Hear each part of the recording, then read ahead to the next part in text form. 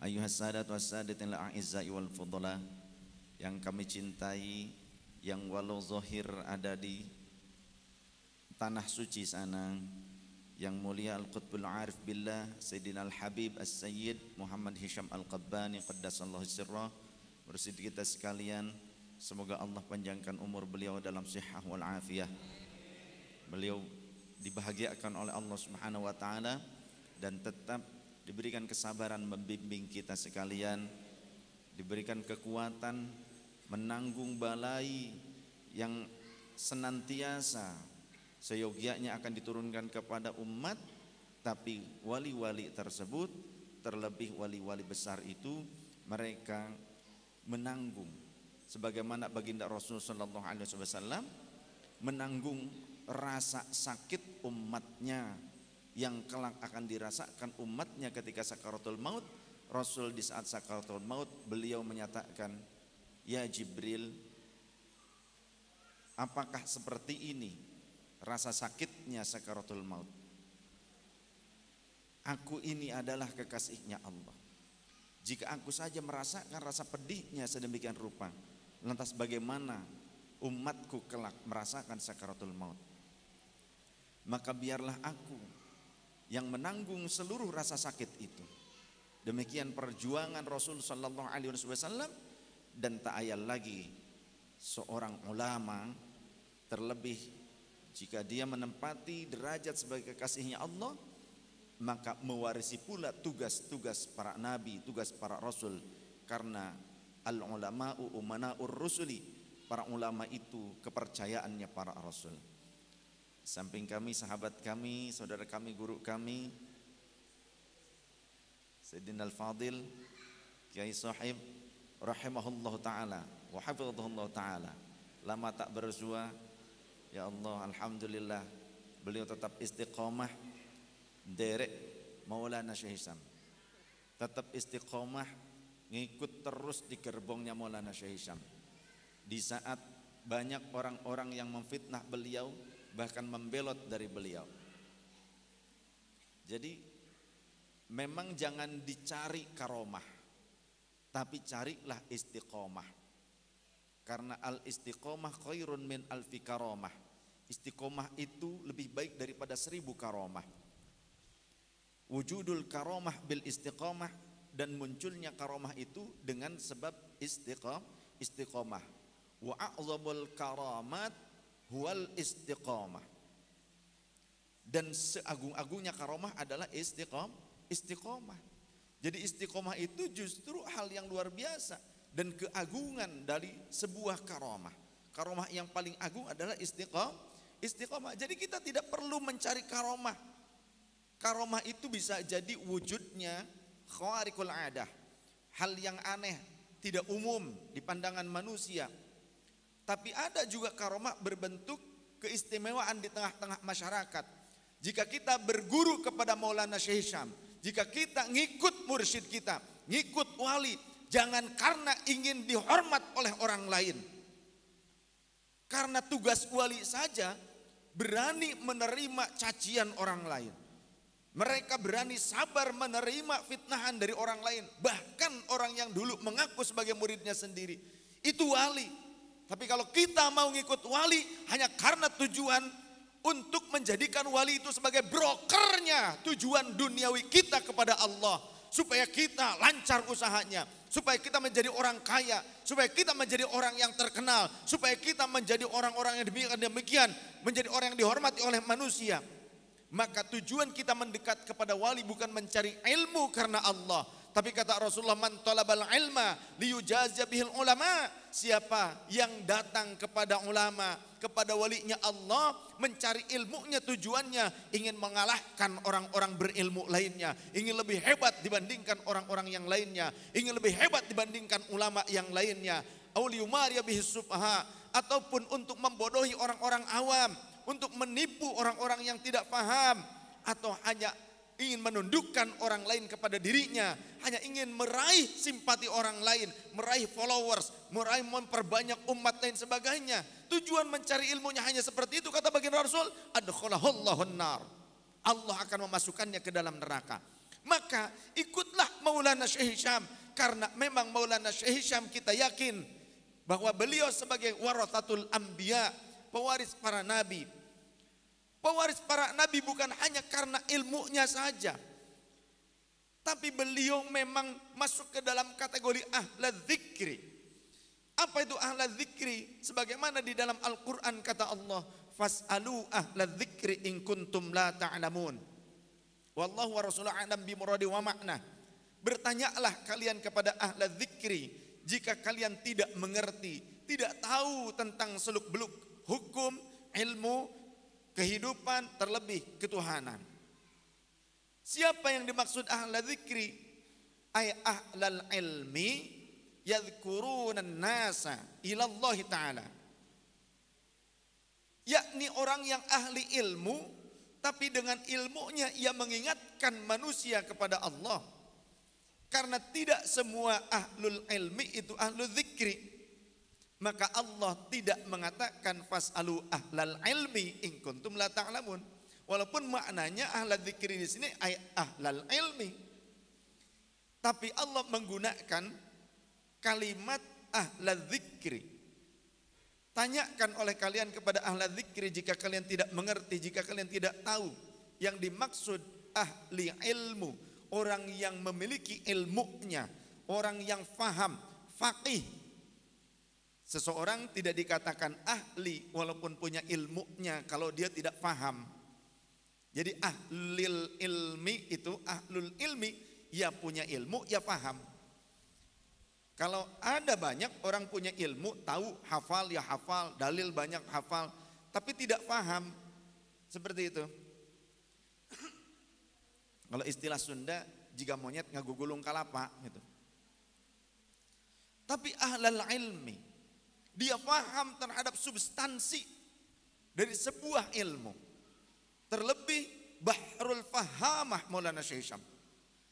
Beliau itu pemahamannya luas bagaikan samudra, tak bertepi.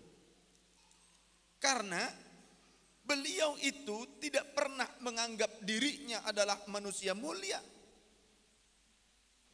Beliau senantiasa dengan ketawaduannya merasa kurang dan kurang. Tapi dengan seperti itu, bagaikan gelas yang dikosongkan selalu menerima kocoran air terus, limpahan air. Tapi kalau jiwa kita seperti gelas yang kita sudah isi penuh, maka ilmu yang datang itu akan tertolak mental, tidak akan sampai ke dalam relung kalbu kita. Fas'alu ahla dzikri in kuntum la ta'lamun. Jadi yang dimaksud adalah ahlul ilmi yang mengingatkan dirinya dan juga orang lain dengan ilmu tersebut kepada Allah Subhanahu wa taala. Kita beruntung berguru kepada Maulana Syekh Hisham Al-Qabbani. Jadi luruskan niat, innamal a'malu binniyat.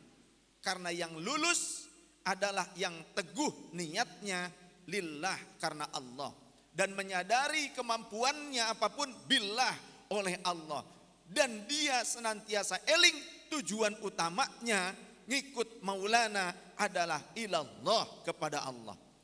Karena para wali senantiasa pada makom hakikah. Makom hakikah itu makom yang dimana dia merasakan minallah, segala sesuatunya, hidupnya, ilmunya, anugerah, kenikmatan, ujian minallah. Maka orang seperti ini senantiasa ingat kepada Allah, tidak akan merasa sombong, pandai bersyukur.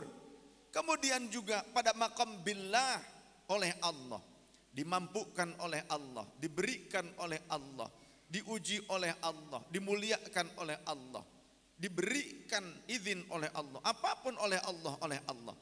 Maka saat muncul karamah para walinya Allah, tidak merasa itu dari dirinya sendiri, walau kita murid-muridnya menangkap langsung, menyaksikan langsung karamah yang Allah berikan kepadanya muncul melalui tangan-tangan beliau. Tapi karena beliau itu orang yang senantiasa pasrah kepada Allah, pada maqam billah, oleh Allah, maka beliau tidak merasa sombong.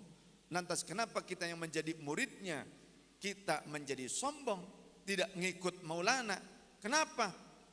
Ketika dijadikan kaya, billah Maulana mengajarkan seperti itu oleh Allah. Ketika kita menjadi terkenal di media sosial, billah oleh Allah, jangan jadi sombong. Ketika menjadi pejabat, billah oleh Allah Subhanahu wa taala, maka sadarlah ketika billah tanggung jawabnya nanti Allah akan meminta pertanggungjawaban atas setiap orang yang memikul beban berat di dunia ini. Apapun, suami, istri, pembantu sekalipun, siapapun seluruh manusia akan dimintai pertanggungjawaban oleh Allah Subhanahu wa taala. Mursyid kita membimbing kesadaran itu bahwa seluruhnya billah oleh Allah dimampukan. Jangan jadi sombong. Karena tujuan utama kita hanya satu, inna lillahi wa inna ilaihi raji'un. Maka ilallah, kembali kepada Allah. Dan segala titipan Allah yang dikembalikan untuk tujuan kepada Allah, keridhaan Allah, ma'rifatillah, maka itulah yang akan menjadi bekal di akhirat. Kita tidak disalahkan bekerja. Kita tidak dihina memiliki harta. Tidaklah menjadi tercoreng nama kita hanya karena menjadi pekerja. Karena semua itu kalau kita niatkan karena Allah, kita sadar pada makom minallah, billah oleh Allah, masing-masing punya tugas masing-masing. Ada yang jadi lawyer, jadi lawyer. Ada yang jadi pengusaha, jadi pengusaha. Ada yang jadi kiai, jadi kiai. Ada yang jadi pekerja, jadilah pekerja. Tapi jika semuanya mengikuti rule-nya Gusti Allah, karena Allah tujuannya untuk Allah, semua jadi pahala. Wabtaghi fima atakallahu daral akhirata wala tansa nasibaka minad dunya wa ahsin kama ahsanallahu ilaik. Wallahu rasulun a'lam bimurid wa ma'ana. Gunakanlah seluruh anugerah Allah itu tujuan utamanya wabtaghi fima atakallahu ad-daral akhirata. Tujuannya supaya kita ini bisa nikmat di akhirat, selamat bahagia di akhirat. Syukur-syukur kita dikumpulkan bersama mursyid kita, bersama Maulana Syekh Hisham Al-Qabbani, bersama Sayyidul Wujud Sayyidina Muhammad sallallahu alaihi wasallam. Karena yang diajarkan oleh guru kita itu, kita ini berharap supaya bisa berkumpul dengan Sayyidina Muhammad sallallahu alaihi wasallam. Maka Sayyidina Muhammad akan senang jika kita hidup bermanfaat. Yang jadi pengusaha, bermanfaatlah untuk orang lain. Yang jadi dosen, bermanfaatlah untuk orang lain. Yang jadi pekerja, bermanfaatlah untuk orang lain. Khairun nas anfa'uhum linnas. Tapi jika segala sesuatu yang merupakan anugerah Allah tidak dimanfaatkan untuk kemaslahatan sesama, jangan harap Allah akan menolong kita. Sampai pun kita kepada Allah jauh. Jauh. Tujuan dulu, tujuan. Kita tidak diminta total meninggalkan dunia, tidak. Mursyid kita, beliau banyak murid-muridnya yang menjadi pengusaha, yang menjadi pejabat. Karena wali-wali Allah juga ada yang maju sebagai mengurus negara, sebagai pengurus pemerintahan. Al-Imam Abi Hasan Asy-Syadzili, One Team Press, penasehat kerajaan. Al-Imam Abi Syuja' sebagai menteri, kalau kita mah hakim agung negara. Kemudian juga Al-Imam Al-Qadiyat, Al-Imam Al-Qadi Husain. Itu juga merupakan, kalau kita hakim konstitusi. Beliau itu juga ngurus negara. Maka Maulana Syekh Hisham mursyid kita bukan cuma ngurus satu negara, tapi ngurus berbagai negara, ngurus dunia.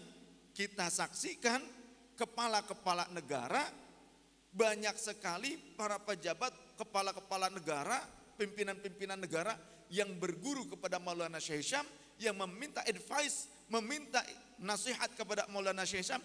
Bahkan sekelas kepala-kepala negara yang non-muslim sekalipun mengakui tentang ketajaman basirah Maulana Syekh Hisham. Mengakui, bahkan Presiden Amerika saja mengakui ketajaman basirah Maulana Syekh Hisham. Jadi apa alasan kita sampai ada yang meninggalkan Maulana Syekh Hisham? Apa alasannya? Why? Saya kurang Sunda mah. Ya, why?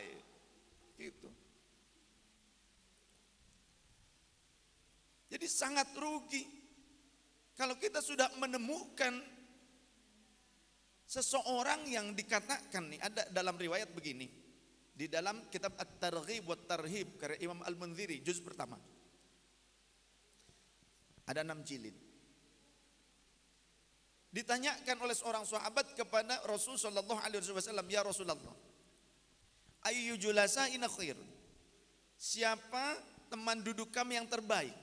Artinya, siapa teman yang terbaik bagi kami untuk berkumpul bersama mereka, berkomuniti bersama mereka? Siapa ya Rasulullah? Rasul menjawab, orang-orang itu adalah alladzina yudzakkirukumullah ru'yatuhum. Orang yang ketika kau pandang wajahnya saja mampu mengingatkan dirimu kepada Allah Ta'ala. Jangankan memandang langsung, melihat fotonya saja langsung nyes. Bagaimana dengan mursyid kita? Al-Qutbul Arif Billah Maulana Syekh Syam Al-Qabbani qaddasallahu sirra. Saya ingat awal perjumpaan saya dengan Maulana kira-kira sekitar tahun 2002-2003 kisaran itu.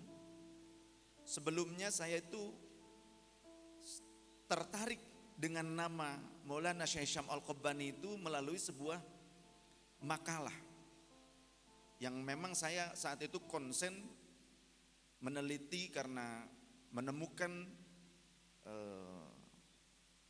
penyimpangan-penyimpangan Wahabi, ya, pengikisan-pengikisan syariah yang dilakukan oleh Wahabi. Saya konsen memang untuk membantah itu semua. Sejak remaja saya sudah terjun untuk melawan mereka. Saya belum tahu Maulana Syekh Syam itu seperti apa, wajahnya seperti apa, saya belum tahu tuh. Dan saya sudah dibimbing oleh cucu dari Syekh Tolha, Syekh Abdullah Qasim bin Syekh Zainal Abidin bin Syekh Tolha bin Tolabuddin. Syekh Tolha mengajarkan Thariqah Qadiriyah Naqsyabandiyah kepada putranya Syekh Zainal Abidin. Syekh Zainal Abidin mengangkat juga kemursyidan kepada putranya Syekh Abdullah Qasim. Tapi setelah dibaiat, anehnya Syekh Abdullah Qasim berkata, jika nanti mau bai'ah lagi kepada guru yang lain silahkan, tapi yang penting diamalkan semuanya. Kalau yang lain, murid-murid yang lain nggak boleh. Kalau yang terlihat masih mungkin ya harus dibimbing, satu aja dulu. Tapi saya beres dibai'ah langsung. Jadi seolah-olah itu memberikan sebuah isyarat. Nanti mursyid tarbiyahmu itu bukan aku. Seolah-olah seperti itu.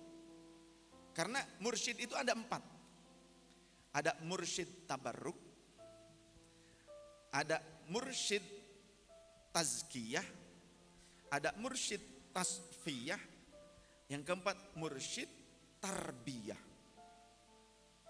Ada mursyid yang hanya pada salah satunya saja, memegang tugas salah satunya saja. Tabarruk cuma membai'ah, mentalkin dan mengajarkan zikir, itu saja. Ada tazkiyah, dia berupaya mengajarkan pembersihan jiwa kepada murid-muridnya, mengajarkan bagaimana tazkiyatun nafsi. Ada juga tasfiyah, tugasnya lebih berat lagi, apa? Membersihkan benar-benar batin muridnya tanpa sepengetahuan muridnya, menggodok muridnya tanpa sepengetahuan muridnya, tanpa kesadaran si muridnya, dan mengangkat sang murid pada derajat-derajat kemuliaan. Tapi yang paling berat itu mursyid tarbiyah. Mursyid tarbiyah ini yang dikatakan sebagai orang tua batin. Kalau orang tua kita wasilah melahirkan kita dari alam roh yang suci ke alam dunia yang penuh kekotoran. Tapi mulia mereka untuk kita.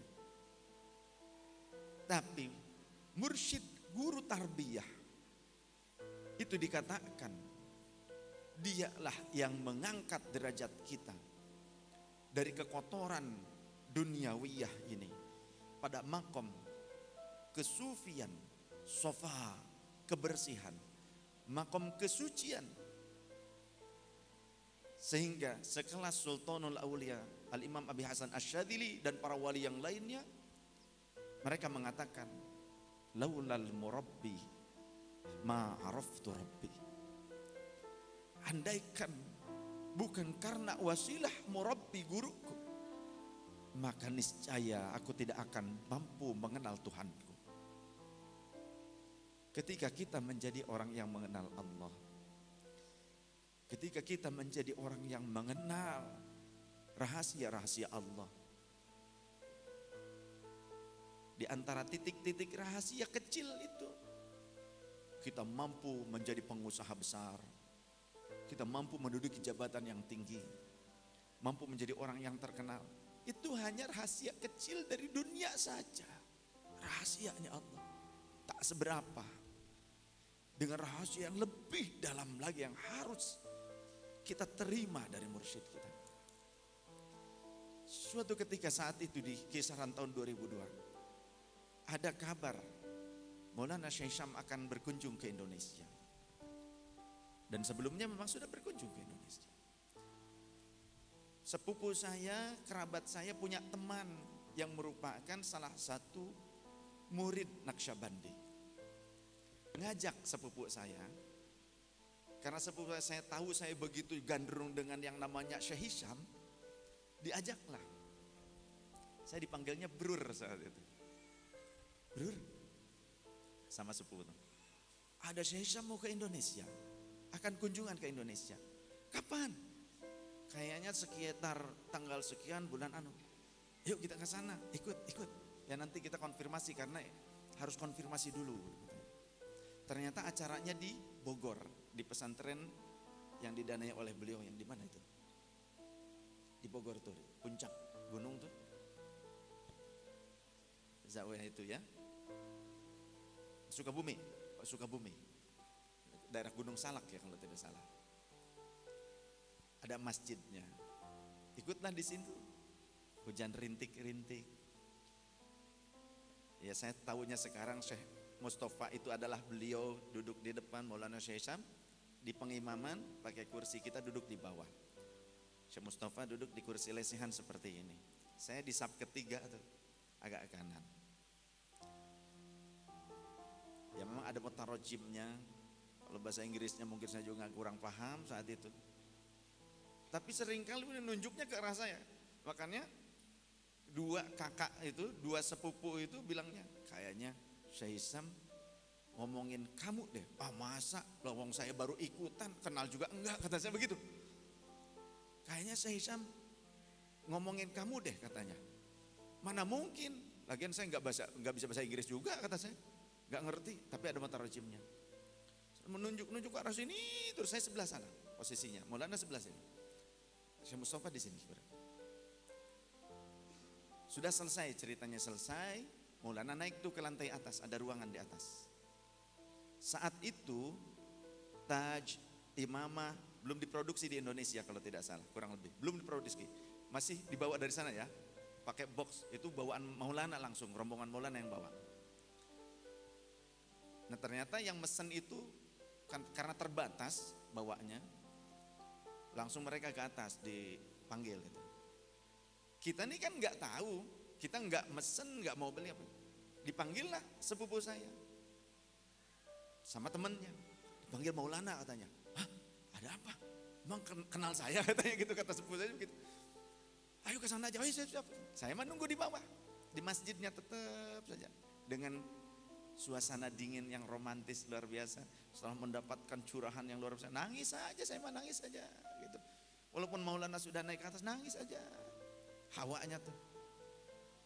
Turunlah sepupu saya bawa kolan suah, bawa taj, bawa peci, warnanya hijau. Bukan yang ini. Saya simpan rapih, sudah lusuh, ya sudah lama. Bilang, nih dari Maulana Syekh Hisham buat kamu katanya. Masa buat saya? Emang tahu saya gitu. Saya pikir begitu, saya sampai berbicara demikian. Polosnya saya. Pokoknya nggak tahu, Ama suruh nerima, katanya buat kamu, buat adikmu katanya, yang nunggu. Buat adikmu yang nunggu di bawah. Diserahkannya ke sepupu saya, tapi buat adikmu yang menunggu di bawah. Kalau sepupu saya bisa bahasa Inggris karena memang biasa hubungannya dengan pengusaha-pengusaha luar negeri. Senangnya luar biasa. Nangis saya langsung pakai. Sekian tahun pleng, gak ketemu dengan Maulana. Sampai tahun kurang lebih 2011 ada utusan dari Yayasan Haqqani Indonesia ke Karawang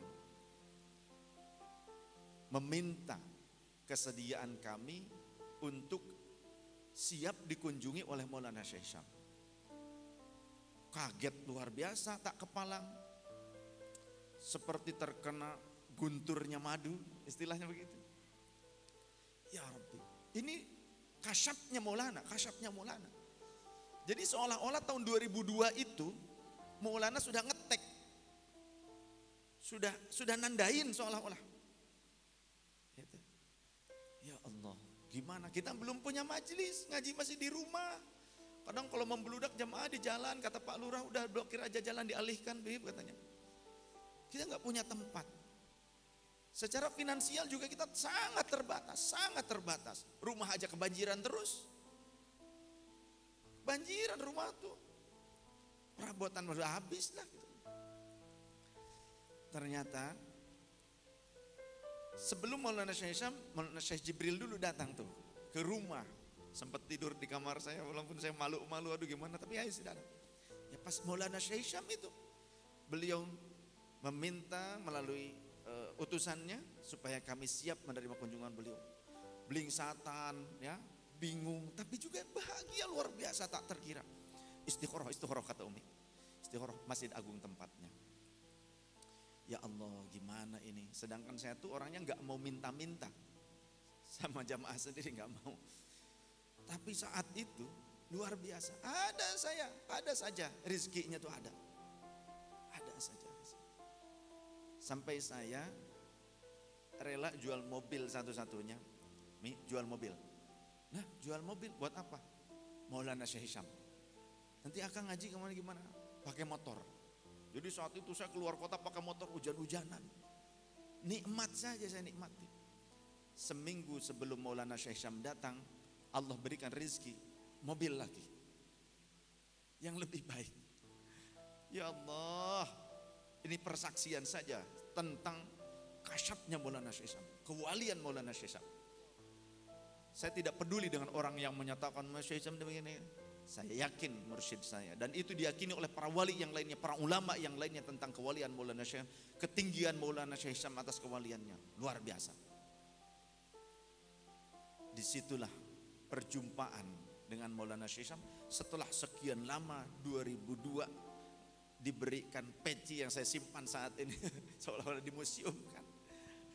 2012 ya Rabbi, Maulana Syekh Syam datang sampai di Jakarta. Setelah beberapa negara dikunjunginya, sakit beliau. Akan mengutus Maulana Syekh Jibril, kamu yang pergi ke sana, ke Karawang.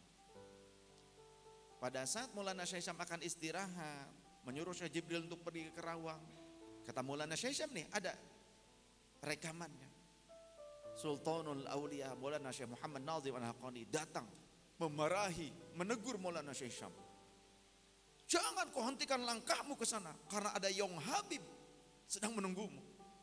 Yong Habib bahasanya Maulana bilang. Di situ Maulana bergegas, Jibril, kamu tidak usah berangkat, aku yang berangkat. Itu padahal sudah ba'da Isya, Maulana masih di Jakarta. Tapi sampai ke sana dengan cepat luar biasa. Itu musim macet. Jamaah yang belum kenal Maulana Syekh Syam tumplek, yang ngisi daftar hadir sekitar 7.000 lebih. Karena Masjid Agung Karawang itu bisa memuat bagian dalamnya saja 4.000, atas bawah tuh pelatarannya itu terus jamaah nggak muat. Yang ngisi di buku catatan tamu itu 7.013 orang. Selebihnya nggak tercatat karena bukunya habis. Semua pada saat ada sirine mobil iring-iringan Maulana, histeris semua jamaah. Dan itu cerita kepada saya, banyak yang cerita. Entah kenapa kok rasanya hati itu tersayat. Baru datang suara sirine rombongan Maulana, tersayat hati-hati. Masya Allah, luar biasa. Dan banyak hal-hal yang aneh kejadian sebelumnya, di malam sebelumnya pun. Ketika saya mempersiapkan tempat di Masjid Agung, ratiban, jiwa saya keluar. Bes! Ada yang menangkap di dalam masjid. Masjid Agung sudah ditutup. Saya sama pengurtar, sama Umi, sama teman-teman di luar. Bes! Ternyata para wali sudah menyiapkan diri. Mereka sudah menunggu masa itu. Saya ditangkap. Kemudian ketika dilepaskan, seperti karet yang dibentangkan, masuk lagi ke dalam tubuh. Cek! Untuk apa? Untuk menerima kunjungan Maulana Syekh Hisham. Para wali kenal. Dan siapa yang menangkap saya? Besok malamnya Syekh Hisham ketika datang, beliau bercerita. Ketika Yong Habib ini hendak mengalungkan bunga kepadaku. Saya di awang pintu waktu itu menunggu Maulana Syekh Hisham. Kata Syekh Hisham, seketika Sultanul Aulia Maulana Syekh Nazim, beliau menghalangiku, menjagaku, beliau dulu yang memeluk Yong Habib ini. Saat itu saya terasa seperti balon. Ngembal, saya mau mendekati Maulana Syekh Hisham, ngembal, diam saya terpaku. Dalam beberapa detik, barulah selesai Maulana maju. Saya kalungkan, saya cium kaki beliau. Itu orang yang ingin memegang Maulana Syekh Hisham. Luar biasa himmahnya Maulana Syekh Hisham. Powernya luar biasa, wali besar. Kita tuh 3 ring yang menjaga. Itu banyak orang yang loncat ingin menyentuh Maulana Syekh Hisham. Cinta kepada wali. Tidak mungkin hal itu terjadi kalau beliau bukanlah seorang kekasih yang agung. Tak akan mungkin.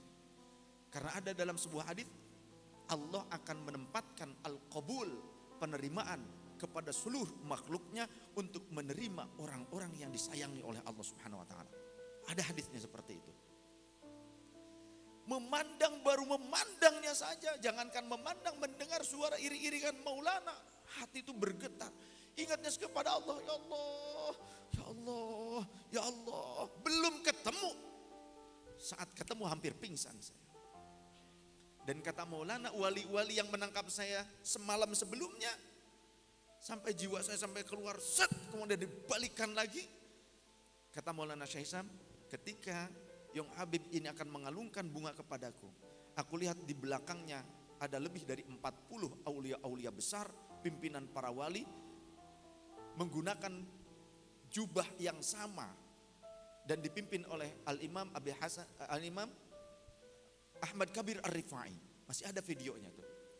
Ternyata ada hal yang aneh juga sebelumnya. Saya tuh punya jubah satu warnanya marun, merah marun. Satu-satunya sudah bulukan, benar-benar bulukan.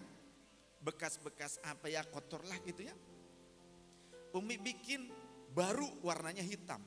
Saat mau berangkat, saya minta jubah yang tetap warnanya marun. Kata Umi, ini yang itu jelek, yang itu sudah kotor tuh, ada bekas-bekas keringat apa. Biarin pakai sikat, disikat dulu pakai air sama saya. Jadinya basah, gak apa-apa, pengen pakai ini. Yang baru tidak dipakai.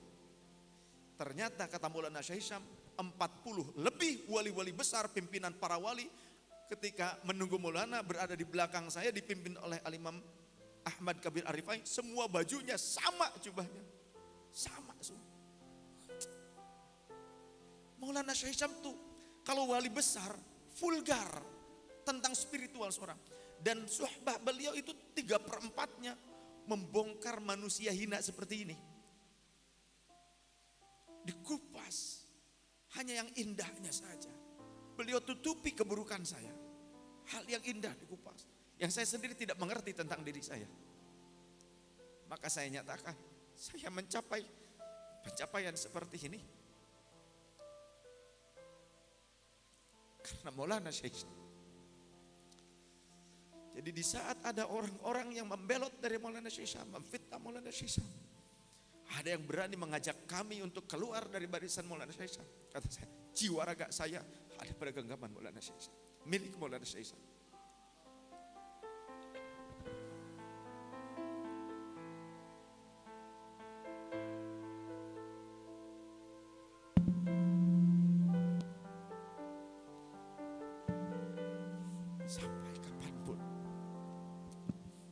tak akan pernah kita lepaskan janji setia ini. Dialah orang tua batin kita. Beliaulah orang yang mengangkat derajat kita karena tugasnya dari Allah seperti itu. Luar biasa.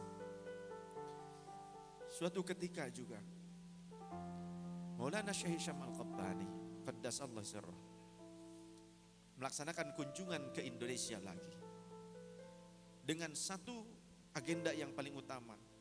Apa?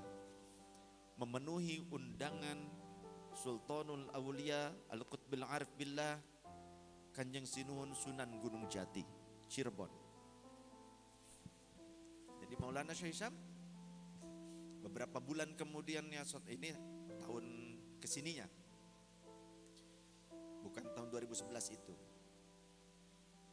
beliau menyatakan diundang oleh Sultanul Aulia Maulana Syekh Syarif Hidayatullah Sunan Gunung Jati, Cirebon.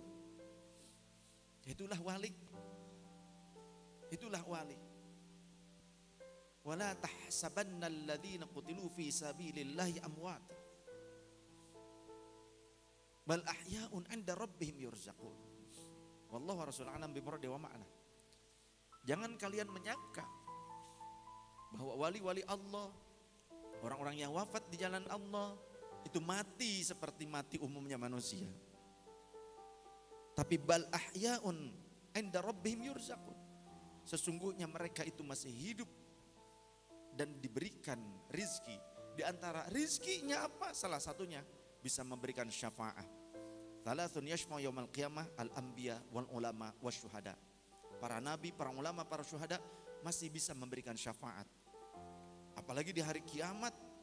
Jika di hari kiamat bisa, apalagi sekarang. Seperti itu. Maka komunikasi di antara mereka, wali-wali besar ini. Saat itu kemudian datang dan dari yayasan meminta. Saat itu memang ada acara dengan Habib Syekh juga di Cirebon, ya, hujan dan sebagainya. Tapi di saat akan ziarah, ingin masuk ke dalam langsung ke depan pusara Syekh Syarif Hidayatullah, ternyata cuma diizinkan oleh keraton 20 orang saja maksimal. Saya dipanggil oleh Pak Budi saat itu. Habib mana mohon datang kemari ke hotelnya Maulana. Kemudian Maulana menunggu. Saya dipanggil. Ketika nunggu itu karena Syekh Dino akan turun, saya nunggu dulu. Di bawah sudah ada beberapa orang yang saya kenal dulu, begitu dekat, sering ikut dengan Maulana, tapi sekarang membelot kepada Maulana. Saat Syekh Dino keluar dari lift, beliau, ya Habibi, saya dicium oleh beliau, dipegang, dipeluk. Ayo, go to Maulana. Maulana menunggumu katanya. Yang lain yang mau ikut, stay and here. Oleh Syekh Dino dibegitukan. Diam kalian di sini. Kami masuk. Saya, Umi, Pak Agus, Pak Mukhtar. Naik ke kamar. Langsung. Di kamar pribadi beliau menyuguhi kami dengan donat dan teh manis. Kemudian saya tidak boleh minum teh manis dari yang sudah disuguhkan, tapi Maulana bilang, tunggu. Beliau minum, punya beliau, berikan kepadanya. Kemudian donat beliau makan, berikan kepadanya. Sama seperti di Permata Hijau, saya, Umi, Syekh Jibril, Maulana. Ada satu orang yang disuruh membuatkan teh manis, jangan terlalu manis katanya. Maulana duduk di ruangan dalam begitu. Beliau suruh saya minum teh itu, saya minum. Kemudian beliau minta teh tersebut, beliau minum. Kemudian beliau bilang minum lagi.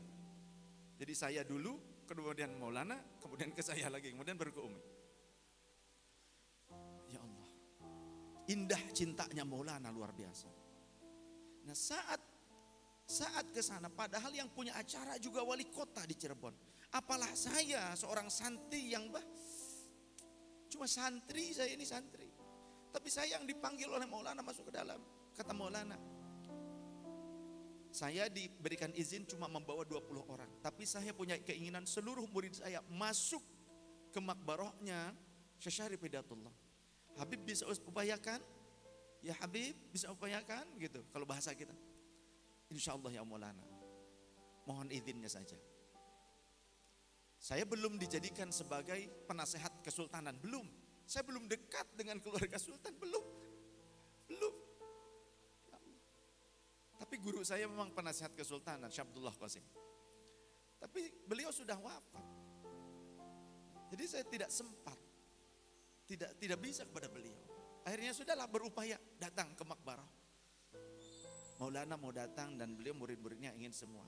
Baik kalau begitu, silakan Habib. Beliaunya kita tunggu. Saya nunggu di makbarah di Gunung Jati. Beliau datang. Semua murid Maulana bisa masuk. Bahkan yang tadinya tabu kamera masuk ke area makbarah, bisa streaming di situ. Wali besar Maulana Syekh Syam. Dan yang aneh, Syekh Syarif Hidayatullah, kakek buyut kami, itu dikenalnya karena memang di keraton, kemudian di Benda, di Buntet, dikenalnya torikohnya Syatoriyah. Tapi Maulana Syekh Syam beres ziarah, beliau berkata, torikoh yang pertama kali beliau pegang, torikoh utama yang pertama kali beliau pegang oleh Syekh Syarif Hidayatullah, Wali Songgo, Sunan Gunung Jati ini adalah Naqsyabandi seperti kita. Padahal ada Kiai Soleh juga dari Benda, Mbah Soleh. Beliau juga tidak bergeming karena paham tentang kedudukan Maulana Syekh Syam. Baru tahun 2021 lah ditemukan manuskrip asli tulisan tangan Maulana Syekh Syam di Leiden. Sudah usang, lusuh ya, di Leiden oleh Kiai Haji Ahmad Baso dari PBNU, di scan. Tulisan tangan asli Syekh Syarif Hidayatullah menyatakan torikoh yang pertama beliau pegang adalah Naqsyabandiyah. Maulana Syekh Syam sekian tahun sebelumnya sudah menyatakan torikoh pertamanya Syekh Syarif Hidayatullah adalah Naqsyabandi. Sallu ala Nabi Muhammad. Bukan wali biasa. Saya bersaksi Maulana Syekh Syam wali besar, pimpinan para wali. Dan dinyatakan oleh wali sebelumnya juga, oleh gurunya, oleh Maulana Grand Syekh Abdullah Faiz Ad-Dagestani, oleh Maulana Sultan oleh Syekh Muhammad Nazim Al-Haqqani. Dinyatakan tentang kedudukan Syekh Syam yang begitu tinggi. Guru-gurunya saja mengakui kedudukan Maulana Syekh Syam. Masa kita yang awam mengkerdilkan Maulana Syekh Syam? Kita yang awam seolah-olah menilai Maulana Syekh Syam demikian-demikian. Siapalah kita? Mencintai para wali, kata Imam Ghazali, adalah sebuah ikatan keselamatan kita di dunia dan di akhirat. Ketika Imam Ghazali ditanya, wahai Imam, bagaimana cara kami bisa selamat di dunia dan di akhirat? Jadikan atau berupayalah agar dirimu ada pada kalbunya para wali Allah. Artinya apa? Buatlah kita disayang, dicinta oleh wali-walinya Allah. Diperhatikan oleh walinya Allah. Dengan cara apa? Tentu maka naminal qalb sodafal qalb. Apa yang ada dari relung hati akan masuk ke dalam relung qalbu yang terdalam. Cinta akan berbuah cinta. Tapi sayangnya, khususnya saya,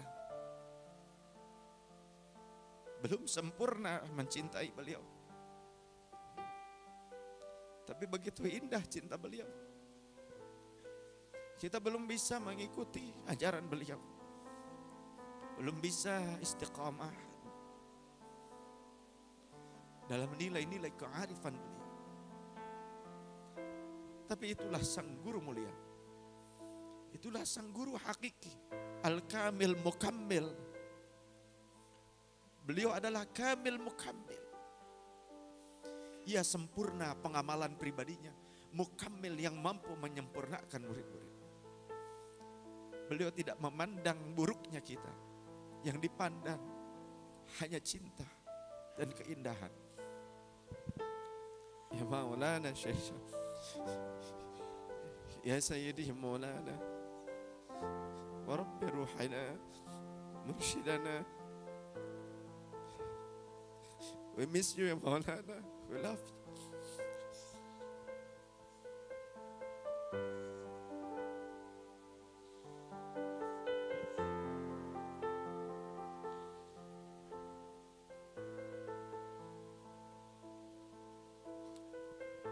Hangat cintamu untuk kami. Perjuangan yang tak terkira telah kau lakukan untuk kami. Belum mampu kami membalas dan takkan mungkin kami membalas. Ya Maulana,